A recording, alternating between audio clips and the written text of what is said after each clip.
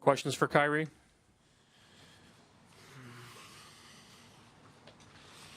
Yeah, we got the boom mics around the room. Please raise your hand for questions.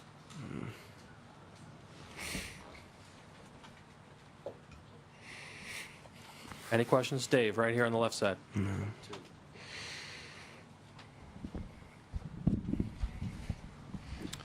Kyrie, Dave McMenamin, ESPN. When you, in the moment now, reflect on this series, how do you view the gap between you guys and the Warriors? I mean, you feel, obviously, the disappointment of losing.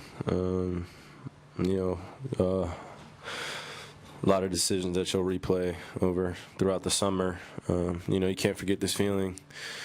But they beat us fair and square, and you have to give them credit. And got to talk to a few of the guys after the game. Clay, Steph, KD, a few other guys, and just congratulate them because they beat us fair and square. And you got to give credit when credit is due. No malice, emotions from our end. Just, obviously we're disappointed. It was a long year.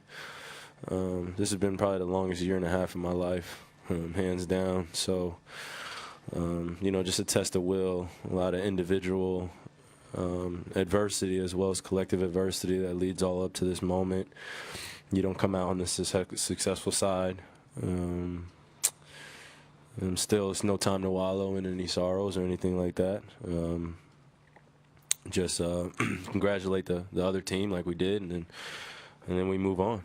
So you mentioned it being a long year and a half for you. It was game number 100 of the Cavs season if you add postseason and the regular season. Were you playing through anything tonight outside of the wear and tear of all those games accumulated? Man, after I hit my dang knee on the floor, after that my low back started to tighten up, and as the fourth quarter started to happen, a lot of shots and layups that I normally make, they just weren't falling.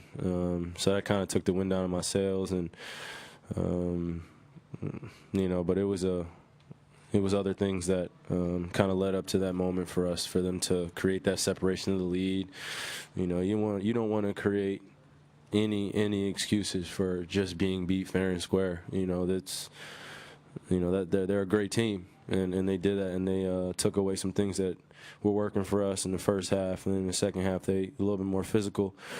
But it was just overall a great series. I don't want any type of excuse or anything back in between the Warriors beating us fair and square. I've never been that type of person, so no, I was fine. It's the finals, so obviously everyone's hurt, but it makes you just got to raise up your your mental and physical attitude and just go out there and play, which we did tonight, but we didn't come out successful in. Chris in the back row. Chris Fedor, Cleveland.com. Kyrie, when you lose to a team fair and square, as you said, all losses are hard, obviously, but does it become easier to digest this one because of the way that the series went?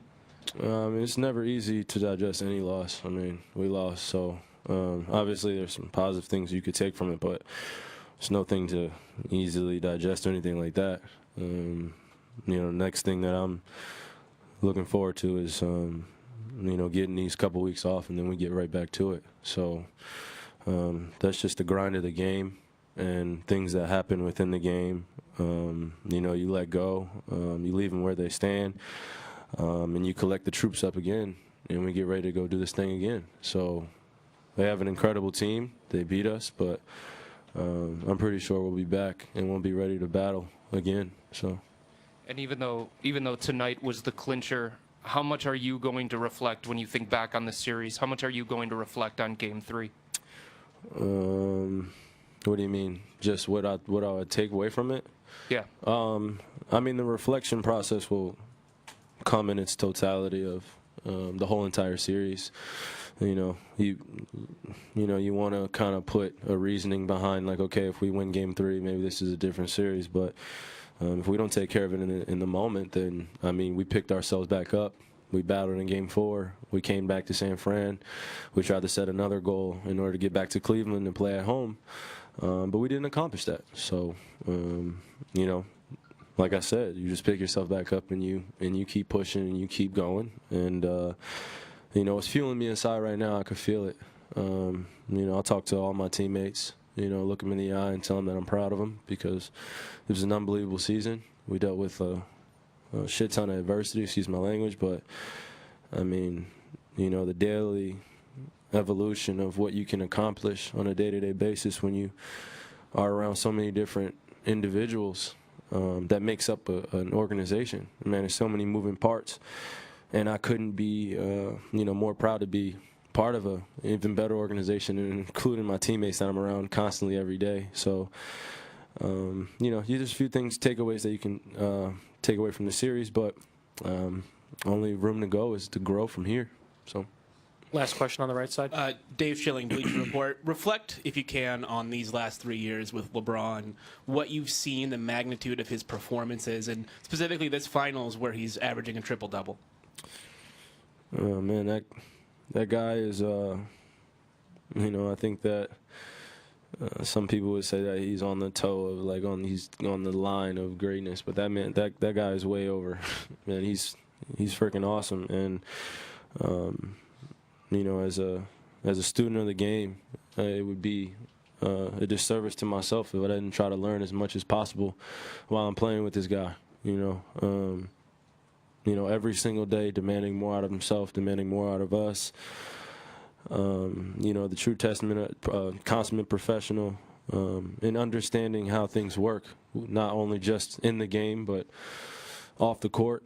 Things that matter, just taking care of your body, understanding the magnitude of what the goal is at hand and what steps it takes in order to achieve that goal. You can't skip any steps, and that was one thing that I came to understand, because as a young player you want everything to happen right now, and Bron's been in this league for a while now, and he's seen every which way, from on the court to off the court, to dealing with some of you guys, to dealing with the whole world of